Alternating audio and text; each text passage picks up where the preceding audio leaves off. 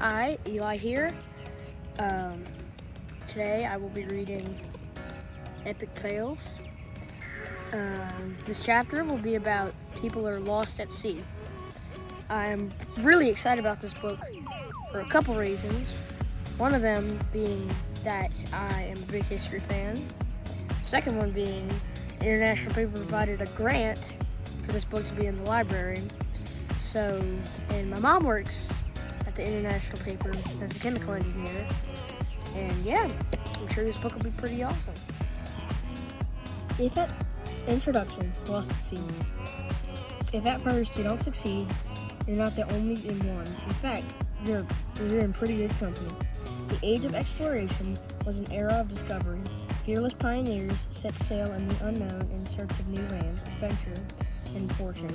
At the time, when most of the world was still a mystery, these brave souls risked everything to glimpse what lay beyond the horizon. By land and sea, early explorers traveled the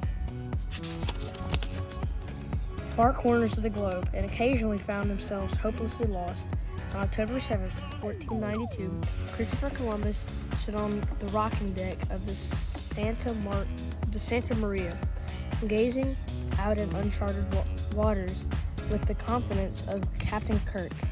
Though he was sailing headfirst into unfamiliar territory, Columbus was certain that he would set foot on Chinese land any minute. Unfortunately, the same could not be said of his 87 crew members. They had been at sea with Columbus for 29 days. That's 29 days without fresh supplies. 29 days drifting in the middle of the ocean with nothing but water as far as the eye can see in every direction. Have you ever been on a really boring car ride? Like your parents just want to visit some park in the middle of nowhere, so you spend all day driving down the highway without anything exciting to look at or anything fun to do except listen to your dad sing a bunch of broken songs you've heard a million times.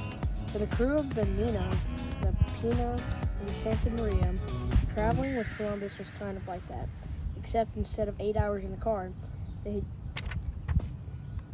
been at sea for an entire month. Oh, and there wasn't any gas stations to buy snacks, so if they ate all their food, they would starve to death. Are we there yet? One guy may have mumbled as he munched on a stale biscuit, looking with sad eyes on the shrinking pile of fuel on the ship's hold. Throughout the ages of exploration, the life of seafarer could be so unpleasant that English writer Samuel Johnson once said that it was like being in jail, but with the added possibility of drowning. If the dangers of sea travel weren't enough, the awful conditions aboard the ship might want you to take your chances in the open ocean.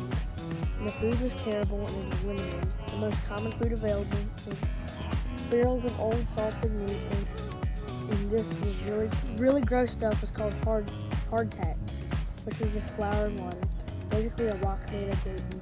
Scurvy was a constant problem among the crew because of the lack of veggies. Bugs and rats were everywhere, and disease was rampant. Hygiene was non-existent, and everything smelled horrible. Many people died from minor infections due to minor injuries or being knocked overboard while trying to rig up the sails. The crew worked 4-hour duty shifts, day and night, and slept packed together on the floor, either in hammocks in the cramped, dark, stuffy space below decks. Sea shanties, cargans, and gallons of whiskey were all that kept them going at times. Disobedience was answered by whipping or time in the brig. Mutiny, if unsuccessful, was met with death.